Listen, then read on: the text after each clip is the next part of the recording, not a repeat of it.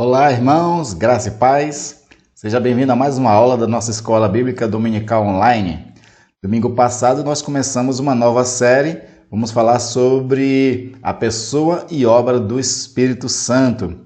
Essa figura tão importante da Trindade, a terceira pessoa da Trindade, a qual é crucialmente importante para as nossas vidas. Entender mais sobre o Espírito Santo pode nos ajudar a melhorar o nosso relacionamento com Ele, pois nós vamos aprender como é que Ele opera nas nossas vidas e como é que nós podemos ter mais intimidade com Ele e aproveitar melhor essa relação para que a gente enfrente as situações difíceis da vida, para que a gente seja capacitado por Ele para poder fazer a missão do Senhor, descobrir a vocação, descobrir os dons espirituais, enfim, também saber como o Espírito Santo age na igreja e no mundo. Então, realmente é muito importante nós aprendermos um pouco mais sobre a pessoa do Espírito Santo. E hoje nós vamos falar um pouco sobre promessa e cumprimento do Espírito, que é a questão do novo Espírito e o Espírito de Deus. Nós vamos falar sobre isso, uma promessa que foi feita no Antigo Testamento sobre um novo Espírito e a descida do Espírito Santo. Portanto, eu quero começar com o texto de Ezequiel, capítulo 36, versículo 26 e 27. O autor ele traz a seguinte promessa ou revelação da parte de Deus. Eu lhes darei um coração novo e porei dentro de vocês um espírito novo. Tirarei de vocês o coração de pedra e lhes darei um coração de carne. Porei dentro de vocês o meu espírito e farei com que andem nos meus estatutos, guardem e observem os meus juízos. Então nós vemos aqui a promessa do Senhor de dar um novo coração, de dar um novo espírito e também de derramar do seu espírito sobre nós. E aí nós vamos estudar um pouquinho mais nessa lição sobre esse versículo. Antes vamos orar ao Senhor, pedir que o Espírito Santo, aquele que ilumina as mentes e os corações, nos faça entender as Sagradas Escrituras, compreendê-las e, por esse conhecimento, também sermos transformados. Oremos. Pai amado, querido, te louvamos e te engrandecemos, Senhor, por todas as coisas. Obrigado, Pai, pela semana que tivemos. Obrigado por essa oportunidade que temos agora, Senhor, também, de estudarmos a Tua Palavra, de abrirmos a Bíblia. E nessa oportunidade nós queremos, ó Deus, ao ler o texto, compreendê-los. Que o Espírito nos auxilie nessa hora, a mim e aos irmãos que também nas suas casas também estão abrindo a Bíblia, também estão participando, ó Pai. Que haja entendimento e esse entendimento transforme o nosso interior, Pai. É em nome de Jesus que nós pedimos essa luz do Espírito Santo para a nossa compreensão do estudo e em nome de Jesus te louvamos e agradecemos já. Amém. Amém. Então o texto que nós lemos aqui, ele é um texto de promessas. Nós sabemos que o Antigo Testamento, boa parte dele são textos de promessas. Deus prometeu muitas coisas e vem cumprindo ao longo da história. E o Novo Testamento é a revelação de muitas dessas promessas sendo cumpridas. Por exemplo, nós temos no Antigo Testamento muitas promessas a respeito do Messias. E o Novo Testamento é a revelação desse Messias, Jesus cumprindo aquelas profecias e assim consumando também outra promessa que é a da redenção. Quando Jesus, na cruz do Calvário, ele expira e diz estar consumado, porque de fato aquela redenção, aquele projeto maravilhoso de Deus de salvar pecadores, de salvar os seus eleitos, estava se consumando naquele momento, estava se cumprindo uma série. Na pessoa de Jesus, se cumpriu uma série de promessas do Antigo Testamento.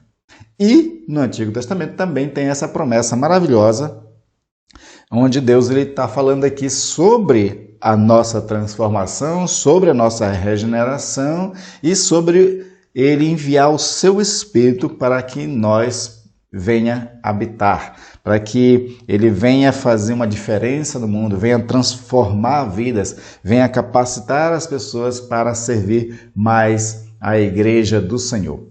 Então, de fato, essa é uma promessa E nós vamos ver o cumprimento dela também já no Novo Testamento, mas que se estende até a vinda de Jesus Cristo. É interessante também nós observarmos como é que atuava o Espírito Santo na Antiga Aliança e na Nova Aliança. Na Antiga Aliança, por exemplo, nós temos muito o trabalhar do Espírito Santo de fora, principalmente das pessoas. Por exemplo, você tem um texto de Sansão que o texto diz ali que o Espírito de Deus se apoderou de Sansão de tal forma que ele tinha aquela força extraordinária para poder assim lutar contra os inimigos. Então essa ação era sempre de fora, raramente era de dentro. E era ações do Espírito Santo de forma esporádica, era aquela ação muito específica. Quando nós chegamos no Novo Testamento, já começa a ter uma certa diferença. Agora o Espírito Santo ele vai habitar dentro do crente, ele vai fazer morada, ele vai começar a agir no mundo. Alguns chamam isso de a dispensação do Espírito. Não é? Por conta de que o Espírito Santo, desde a promessa de Jesus e o cumprimento dela, ele vem atuando dentro da igreja, o Espírito Santo vem atuando no mundo para salvar pecadores. Então essa é uma grande obra dessa pessoa do Espírito Santo, que é ele cumprir o chamado dos eleitos, porque Jesus morreu pelos eleitos. Jesus ele paga todo o sacrifício. Ele estabelece a nova aliança. E o Espírito Santo vai agora fazer a execução dessa salvação nesses eleitos, gerando fé no coração deles, transformando eles pela regeneração, justificando os pecados, santificando eles, né? E os guardando, sustentando, para que eles perseverem na fé até a vinda de Jesus Cristo, o nosso Senhor. Então, o Espírito Santo ele tem um trabalho extraordinário ocasionando no mundo. Então, o que nós vamos ver primeiro, a partir desse texto, é a promessa, e aqui tem uma dupla promessa. É interessante nós observarmos isso, né? A dupla promessa é o seguinte: o versículo 26, por exemplo, vai falar de que ele daria um espírito novo. Antes ele fala, né, que vai dar um coração novo, mas esse coração novo, ele é novo, ele é transformado, ele é um coração regenerado, por conta de que o Senhor, ele cumpre primeiro uma promessa de dar um espírito novo para cada um de nós. Paulo vai entender que nós todos, antes do evento Jesus Cristo, antes da fé, antes da conversão, todos nós estávamos mortos em delitos e pecados. Em Romanos ele vai dizer também que o salário do pecado é a morte. Esses dois textos, tanto de Efésios quanto de Romanos, é uma elucidação daquilo que Deus tinha dito a Adão, que se eles desobedecessem, se eles comessem da fruta, do conhecimento do bem e do mal, certamente eles morreriam. E morreram primeiramente espiritualmente. E mais tarde eles vão ter a morte física do seu corpo. Então o ser humano é esse ser em estado de morte, ele está morto em delitos e em pecados. Jesus vai dizer, por exemplo, lá a Nicodemos, em João capítulo 3, versículo 6, que é necessário um novo nascimento. É necessário nascer do Espírito. É nesse novo nascimento que ele recebe um espírito novo, o ser humano. E aí Jesus vai dizer a Nicodemos, entre aqueles textos maravilhosos ali daquela conversa, né, entre Jesus e Nicodemos, dizendo o seguinte: o que é nascido da carne é carne, o que é nascido do Espírito é Espírito. Então ele fala desse nascimento da carne, que todos nós nascemos, né? Nós nascemos dos nossos pais na carne. Jesus nasceu na carne, por exemplo, de Maria, então ele era um ser humano totalmente. Mas como ele foi uma concepção espiritual, ele era totalmente também Deus e Espírito. E aí, para que isso acontecesse também em nossas vidas, de nós tornarmos seres espirituais, era necessário que o Espírito proporcionasse um novo nascimento em nós, que, segundo essas palavras de Ezequiel, é Deus nos dando o Espírito a partir do Espírito dele. Que é isso que Jesus está dizendo lá em João 3:6, quando ele diz assim, o que é nascido do Espírito, o primeiro Espírito é o Espírito Santo, tá? Com um E maiúsculo.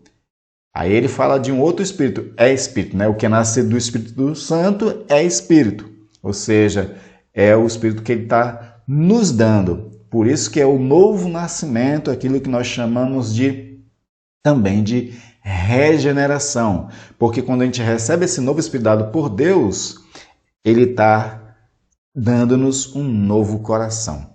Um novo coração para quê? No final do versículo 27 fala de que é para que nós venhamos a andar nos seus estatutos e guardando os seus mandamentos, porque ele daria, não é?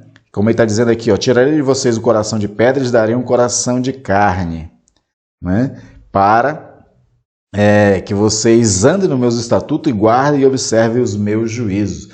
Então, a ideia desse novo Espírito é para que o nosso coração ele também seja renovado e possamos obedecer à vontade de Deus. Paulo fala em Romanos, capítulo 8, nos versículos 3, 4, ele vai dizer mais ou menos ali que nós não estamos debaixo da lei de Deus, não estamos sujeitos à lei de Deus, nem conseguimos estar. Por que a gente não consegue estar debaixo da lei de Deus, não consegue obedecer à lei de Deus? Porque a carne é fraca, ele vai dizer, pela enfermidade da carne, que é outra expressão que ele usa lá em Romanos 8. Né? Então essa enfermidade da carne, essa fraqueza da carne não consegue agradar a Deus, não consegue obedecer os mandamentos de Deus. E aí o Espírito, ele faz essa transformação em nós, nos dando esse novo Espírito. Sobre essa questão de um novo Espírito também, Paulo fala lá em Efésios 4, de que nós temos que nos despir do velho homem e se revestir desse novo homem criado em Cristo Jesus. Nós recebemos esse novo Espírito pelo Espírito Santo que nos dá. Isso foi através da pessoa de Jesus Cristo, quando ele morre e ressuscita dentre os mortos. A lógica, e eu já ensinei isso em lições anteriores, é o seguinte. Romanos capítulo 6 fala de uma concepção espiritual. Ele diz assim, que nós fomos sepultados com Cristo na semelhança da sua morte, e isso espiritualmente falando, porque nós nem estávamos vivos, né, quando Jesus morreu na cruz do Calvário, uns 2000 anos atrás. Mas espiritualmente ele está dizendo o seguinte, de que nós estávamos em Cristo e na morte de Jesus nós morremos com ele, para que o corpo do pecado fosse desfeito. Mas assim como foi na semelhança da morte, Paulo também está dizendo em Romanos 6, de que quando Jesus ressuscitou dentre os mortos, nós também ressuscitamos com Cristo dentre os mortos para a novidade de vida. Então, Paulo vai dizer que é o Espírito Espírito Santo que ressuscita Jesus Cristo dos mortos. Quando ele ressuscita Jesus Cristo dentre os mortos, ele está também ressuscitando todos nós, ou uma linguagem melhor, ele está dando vida ao Espírito que estava morto por conta dos pecados. Se no pecado de Adão, o Espírito dos homens morreram, na ressurreição de Jesus, ele está dando esse novo Espírito, ou ressuscitando esse Espírito morto, para que nós agora sejamos novidade de vida. É essa que é a expressão que Paulo está usando ali, né, para falar também disso aqui, de que Ezequiel, né, que Deus está prometendo através de Ezequiel, que é esse Espírito novo que nos é dado. Para quê? Para que obedeçamos à vontade de Deus. Por isso que Paulo, em Romanos ainda, ele fala no capítulo 2 que o verdadeiro judeu não é o judeu nascido na pátria israelita. Ele vai dizer que o verdadeiro judeu é aquele que tem uma circuncisão do coração, em que as letras da lei foi escrita no coração, que é essa nova circuncisão. Essa nova circuncisão, que é a operação do Espírito no coração da gente, que é esse renovar, tirar esse coração duro, esse coração difícil de obedecer a Deus, para um coração de carne, um coração que obedeça ao Senhor, né?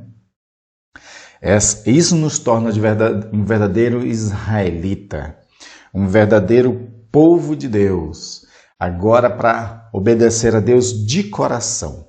Por isso que na nova aliança em Cristo Jesus, Jesus não está tão preocupado em que nós venhamos a obedecer à lei e à vontade de Deus, né, os mandamentos do Senhor, de uma forma imposta, como era na Antiga Aliança. Na Antiga Aliança existia a lei escrita, eles eram obrigados a obedecê-las. A desobediência daquelas leis tinha as consequências para eles reais, no tempo deles mesmos, atuadas e autuadas pelos sacerdotes. Então, certos pecados eram dignos de morte, outras de apedrejamento, outras de isolamento da sociedade. Então, existia diversas, e o próprio Deus também trouxe muitas penalidades pela desobediência daquela lei. Então, era imposta, eles eram obrigados a obedecer àquela lei. Na nova aliança, através dessa operação do Espírito Santo, nos dando um novo espírito, renovando o nosso coração, onde a lei do Senhor agora é colocada no coração, nós temos que obedecer de forma espontânea, porque esse novo espírito que revela de fato que somos de Deus, revela que houve essa conversão de verdade, ele tem um agir segundo o próprio Espírito de Deus. Ele está conectado ao Espírito de Deus. E aí ele tem prazer nas coisas de Deus. Paulo fala isso no finalzinho de Romanos capítulo 7. Lá no capítulo 7 você vê aquela luta interior de Paulo que diz assim, quando eu quero fazer o bem, eu encontro uma outra força, um mal que habita em mim, eu não consigo fazer o que quero, né? O bem que eu quero, eu não consigo realizar. Mas ele diz no finalzinho, no último versículo, ele diz assim, mas graças a Deus por Jesus Cristo, que de forma que com a minha mente tenho prazer na lei de Deus. E essa mente que Paulo está se referindo, essa nous, né, que é a expressão grega para aquela expressão do Espírito que está falando ali, da mente, né, tem a ver com o Espírito também. Esse Espírito que foi renovado. Então ele tem prazer. E aqueles que andam em espírito não cumprem, não satisfaz a obra da carne, como Paulo fala em Gálatas, capítulo 5, versículo 22 e 23. Né?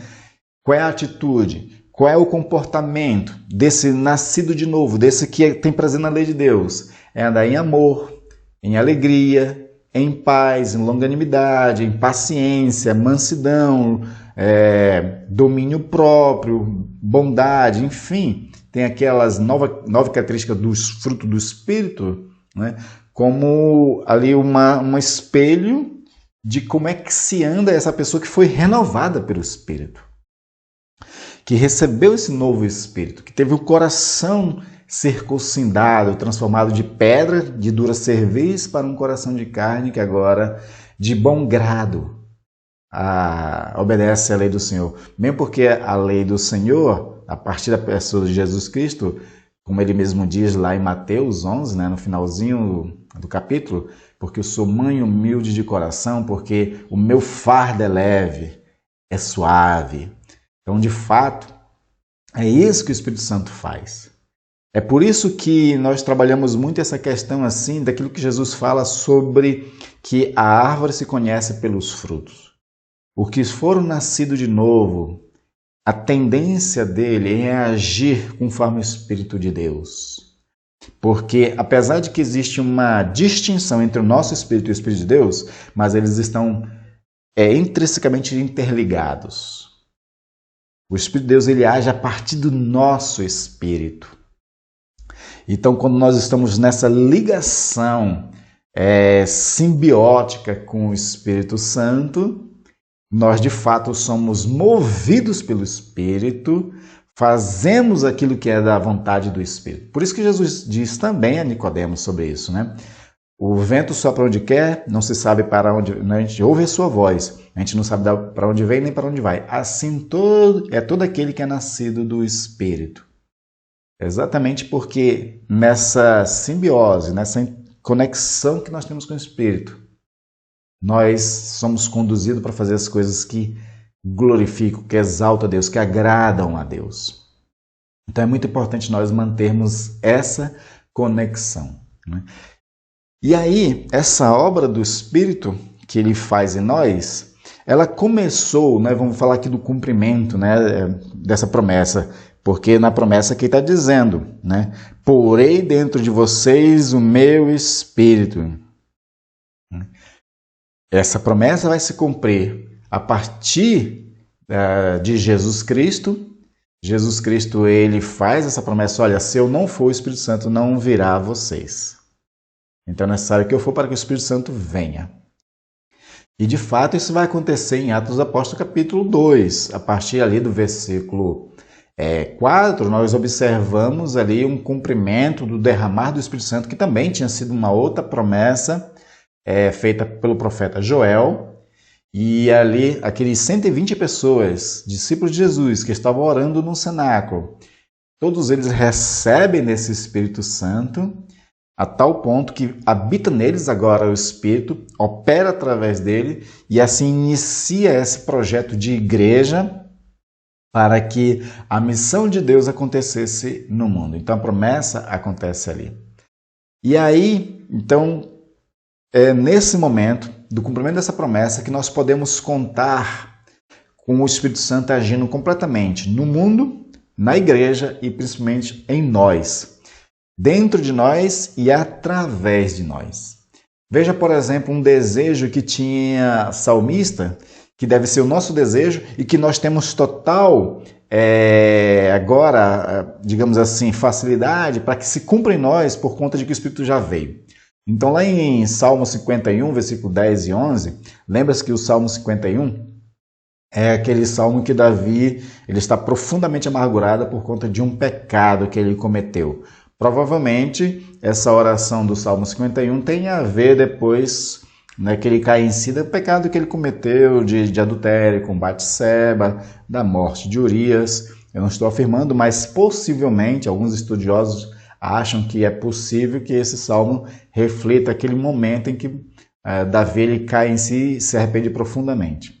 Aí, no salmo ele vai dizer que ele está não só amargurado, mas ele está desfalecendo por conta do sentimento de culpa, né? E aí no versículo 10 e 11 ele diz o seguinte, cria em mim, ó Deus, um coração puro e renova dentro de mim um espírito inabalável. Então ele está pedindo esse coração puro, que é um coração perdoado, e ele pede agora um espírito inabalável. Para quê? Para que agora ele não mais caia em pecado. Aí ele continua dizendo, não me lances fora da tua presença, nem me retires o teu Santo Espírito. Então ele está pedindo aqui que além de ele ser renovado, além de que o Espírito dele se torne agora mais firme no Senhor, de que Deus também não tire o Espírito dele. E ele recebeu o Espírito pela unção de rei que ele era. Existia 3 tipos de unção no Antigo Testamento, que era unção para sacerdócio, unção para profeta e unção para regência, para ser rei. E o entendimento que se tem é que quando esses homens eram ungidos por Deus, eles recebiam do Espírito de Deus. E aqui o Davi está pedindo, não retires o teu Espírito. Nós podemos muito mais agora contar com essas coisas que Davi está pedindo, porque o Espírito já veio. Então, o coração renovado é quando nós fomos perdoados pelo sangue derramado de Jesus Cristo, E aí o Espírito Santo ele renova o nosso coração. Ele nos dá um novo espírito, o homem interior, essa nova natureza criada em Cristo Jesus para boas obras, para que assim nosso espírito fique inabalável. E nós podemos contar com a morada do Espírito Santo. O nosso corpo é morada do Espírito Santo. O nosso espírito, principalmente, é morada do Espírito de Deus. E aí, por isso que Paulo fala de que a gente tem que fugir de certas práticas para que a gente não macule o Espírito de Deus, para que a gente não macule o templo do Espírito, a habitação do Espírito, para que a gente não torne impuro e venha fazer qualquer coisa que entristeça o Espírito Santo de Deus, como nós falamos na lição anterior. Como o Espírito é uma pessoa, então ele se entristece. E aí Paulo fala aos Efésios, não entristeçais o Espírito de Deus que habita em vós. Então ele coloca isso. Então nós falamos bastante até agora dessa atuação do Espírito Santo sobre nós nessa regeneração. Mas nós temos que ter outro entendimento também de que com o Espírito Santo que agora já foi derramado por Jesus Cristo, já está aqui, nós podemos contar com ele também na sua plenitude, a plenitude do Espírito para que a gente seja totalmente cheio. Porque nem sempre quando nós nos convertemos, a gente fica totalmente pleno do Espírito Santo. não é às vezes uma coisa automática. A gente recebe do Espírito Santo, como a promessa está colocando aqui, o Espírito Santo ele vem e habita em nós. Só que ele pode estar de forma plena em nós também. Porque o primeiro derramado do Espírito Santo sobre nossas vidas, ele vem com uma forma de selo. Como nós estudamos na lição anterior, o Espírito Santo ele é o selo da promessa da eleição. Quando nós nos convertemos, recebemos do Espírito, para que isso seja como uma espécie de carimbo da parte de Deus, dizendo, olha, o meu Espírito está em vocês e vocês são meus. E nada os tirará da minha mão, como Jesus diz lá em João capítulo 10. Né? Então, de fato, e aí nós precisamos, então, ter um tipo de ação, um exercício de espiritualidade, uma vida de piedade, para que nós possamos ser cheios do Espírito e viver de uma forma mais plena. John Stott, que foi um grande estudioso bíblico, um biblista, né? E grande pregador também, escreveu maravilhosos livros, ele tem um livrinho pequeno que vale a pena.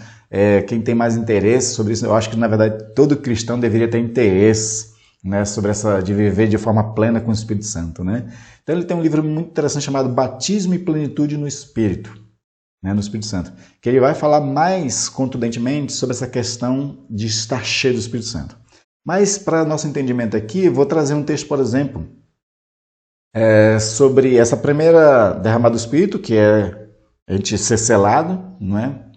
Como alguém que já tem a salvação, mas a plenitude também. Por exemplo, Atos capítulo 8, do versículo 5 a 17, vai falar ali, de forma muito interessante, sobre algumas pessoas de Samaria que tinham ouvido falar do Evangelho de Jesus Cristo, tinham se convertido, mas eles tinham, né, nessa conversão, já recebido o Espírito Santo da promessa como um selo, mas eles não estavam plenos do Espírito. Então, os apóstolos, quando chegam ali, faz através de oração e jejum, e eles sempre tinham esse momento de consagração. Então, esses homens recebem o Espírito Santo de forma mais plena. E eles recebem, inclusive, junto, dons espirituais. Então, por exemplo, o texto que eu vou ler aqui diz o seguinte, chegando ali, oraram por eles para que recebesse o Espírito Santo, pois o Espírito Santo ainda não havia descido sobre nenhum deles. Tinham apenas sido batizados em nome do Senhor Jesus Cristo, então eles impuseram as mãos e receberam do Espírito Santo. Eu li aqui o versículo 15 a 17. Né? Então eles já tinham ouvido falar de Jesus, tinham crido em Cristo Jesus. Crer em Cristo Jesus já garante a salvação e o selo do Espírito como promessa, mas eles não estavam plenos. E aí, quando os apóstolos chegam, oram, impondo a mão sobre eles, se consagrando e consagrando todos, então eles recebem mais dessa plenitude do Espírito. Todos nós que cremos em Cristo Jesus, né, é bom enfatizar isso, nós temos sim do Espírito de Deus sobre nossas vidas, né? Mas nós podemos ser mais cheios do Espírito. Por exemplo, os próprios apóstolos, além desses exemplos que eu já dei aqui, mas vamos pegar os próprios apóstolos. Antes de Jesus ascender aos céus e antes da descida do Espírito Santo, lá no cenáculo, momentos antes, Jesus já tinha soprado sobre os discípulos do Espírito. Isso está registrado em João capítulo 20, versículo 22, quando Jesus diz o seguinte, e havendo dito isso, soprou sobre ele e disse-lhes, recebam o Espírito Santo. Então Jesus, quando sopra sobre os discípulos, eles recebem o Espírito Santo, ali já como um selo da conversão deles. É interessante porque quando os apóstolos estavam caminhando com Jesus aqueles 3 anos e tudo, a gente sabe que houve muitos momentos de dúvida dos apóstolos, a gente sabe que Jesus teve que corrigi-los algumas vezes. O próprio Jesus fala para Pedro, quando tu te converteres, né? Então, nós percebemos que a fé autêntica, por exemplo, antes disso, né? Tem um texto bem interessante, se eu não me engano é João 14 ou João 16, eu vou colocar aqui para você ver. Né? Onde André, por exemplo, pede, Senhor, mostra-nos o Pai. E aí Jesus fica meio triste, assim, diz assim, há tanto tempo estou convosco que vocês me pedem para ver o Pai? Quem vê a mim vê o Pai. Então tudo isso mostra que não existia ainda aquela fé total dos apóstolos na pessoa de Jesus Cristo como o Salvador. como um Messias, aquela fé que salva, sabe? Eles não tinham totalmente isso. Mas depois da ressurreição, isso já torna-se uma realidade. Aí por isso o Senhor sopra o Espírito sobre eles. Só que eles não estavam plenos do Espírito. Eles não estavam totalmente capacitados ainda para fazer a missão. Tanto que, quando Jesus está para ascender aos céus, em Atos capítulo 1, né, eles perguntam: Senhor Jesus, quando é que tu vai restaurar o templo, né, e o reino a Israel, aquela coisa toda, né? Aí Jesus diz assim: não cabe a vocês saber sobre os tempos, as estações que Deus determinou pela sua própria vontade, mas vós ficar em Jerusalém até que do alto sejais revestidos de poder. Ou seja, eles já tinham recebido do Espírito pelo sopro de Jesus, em João 20, versículo 22, mas em Atos 1, Jesus diz assim: vocês têm que agora buscar o poder de Deus. Fiquem em oração, se consagrem. E aí, quando eles fazem isso, quando eles estão lá no cenáculo, se consagrando, orando, jejuando e fazendo tudo, né, buscando o poder do alto, aí que vem a plenitude do Espírito. Por exemplo, Atos 2,4 diz isso, ó, todos ficaram cheios. Né? Os cheios aqui é a ideia de pleroma, né, de plenitude. Cheios do Espírito Santo e começaram a falar em outras línguas, segundo o Espírito lhes concedia que falassem. Então, aí sim que eles foram completamente cheios do Espírito Santo. Né? É muito maravilhoso saber que nós podemos ser morada do Espírito Santo. Né? Além da salvação, que já é uma coisa que nós temos que nos alegrar muito, Jesus disse isso aos discípulos, né? Quando Jesus tinha dado autoridade para eles pregarem o reino de Deus, expulsarem demônios, curarem enfermidades. Eles voltam muito animados porque tudo isso aconteceu de fato. Aí Jesus diz assim: antes se alegrem porque o vosso nome está escrito no livro da vida. Né? Então a salvação que nós alcançamos pela fé em Jesus Cristo, a qual recebemos o Espírito Santo como um selo dessa salvação. Isso já é uma alegria muito grande. Mas também eu acho que a gente podia nos alegrar mais ainda em saber e viver a realidade de estar cheio, pleno do Espírito Santo. O próprio Deus habitando em espírito em cada um de nós. Isso é uma coisa maravilhosa. E essa plenitude do Espírito habitando em nós, ela concretiza o reino de Deus em nós. Porque como nós vimos no começo da lição, né, falamos de que o Espírito Santo ele renova nosso coração, nos dá um novo espírito para poder viver a vontade de Deus.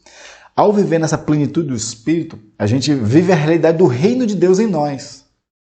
O que é o reino de Deus? O reino de Deus não é um lugar onde tem um palácio e Deus senta governando tudo. Não, o reino de Deus é quando a igreja, o povo de Deus, está pleno do Espírito Santo. E o Espírito conduz, rege, gerencia, ele tem um domínio total sobre todas as vidas de todos os crentes. Isso é o reino de Deus sendo estabelecido. É o povo de Deus vivendo de forma súdita, né? Sendo súditos, servos do nosso todo-poderoso Deus e Jesus Cristo. Então, quando a gente vive nessa plenitude, a gente consegue melhor obedecer. E aí o reino acontece.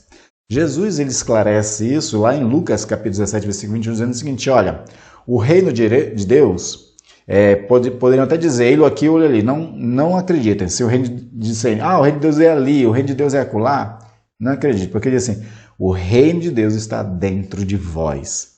E quem está dentro de nós? O Espírito Santo, da qual nós podemos viver de forma plena. João ele traz para nós, nas suas epístolas, umas coisas bem maravilhosas. Ele fala, por exemplo, de que maior o que está em vós do que o que está no mundo. Se nós vivermos de forma plena pelo Espírito, a gente consegue vencer o mundo, porque maior o que está em nós do que o que está no mundo. A gente consegue vencer as tristezas, sofrimentos, ataques, tentações, tudo que o mundo tenta fazer para derrubar o povo de Deus. Torna-se infrutífero se nós estivermos cheios do Espírito Santo, porque maior o que está em nós do que o que está no mundo. Mas ele diz ainda, João, na sua epístola também, de que nós temos a unção, que é o Espírito habitando em nós. E se nós temos a unção, Ele diz assim que nós sabemos todas as coisas, porque o Espírito, a unção, nos ensina a respeito de tudo. E esse ensinar a respeito de tudo é nos dar sabedoria para viver nesse mundo difícil, nesse mundo trágico, nesse mundo de sofrimento, nesse mundo, como Jesus disse, que é de aflições, de perseguições, de tudo mais. E aí nós precisamos de muita sabedoria para viver neste mundo. Então, João fala sobre isso, né? Jesus diz que o reino de Deus está dentro de vós, porque nós temos o Espírito de Deus, e quando ele está de forma plena em nós, nós vivemos toda a realidade, né, do Espírito que nos leva para onde ele quiser. Ele move as nossas vidas. E temos a sabedoria dele para podermos também enfrentar as situações do mundo, saber como melhor agir nesse mundo, né? Então, e ele, o Espírito Santo, ele nos dá dons espirituais, nós vamos falar isso na próxima lição. Ele nos dá dons espirituais para servirmos melhor a igreja do Senhor, fazer a missão no mundo, né? O Espírito Santo, ele está em nós e pode ser cada vez mais pleno. E como é que o Espírito Santo pode estar pleno em cada um de nós? É nós buscando ele. O Senhor já tinha dito através dos profetas que aquele que me buscar de todo o coração, me farei ser achado. E ele vai se fazer ser achado através do Espírito Santo.